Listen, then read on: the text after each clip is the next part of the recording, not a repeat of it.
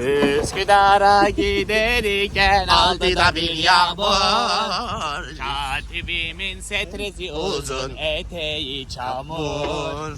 Katibimin setresi uzun, eteği çamur.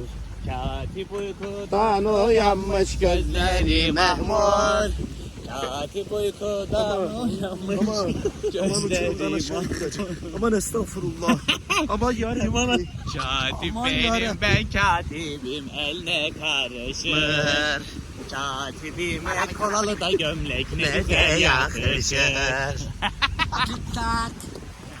Ben bunu paylaşacağım. Arkadaşlar ATV turuna çıktık ve ATV'miz kaldı yolda. Aha. Biz de çekici geldi Köylülerden. çıkaramadı. 4x4 geldi çıkaramadı. Biz de şu an Kamyonet kasası. tertemiz çıktı. Saat 3.30'da da uçağımız var. Yetişemeyeceğiz. Evet. Ünal abi sağ olsun çamurdan bebek ayaklarını çeksene oğlum. Ben ne yaptım oğlum? Ünal abiyi de Allah'ın kahar. Adı Tehri perişan. Ya sus. Bile korkar. Evet arkadaşlar, bu da hatıra defterimize kazındı. Sizleri seviyoruz. Kendinize iyi bakın. Allah'a emanet olun.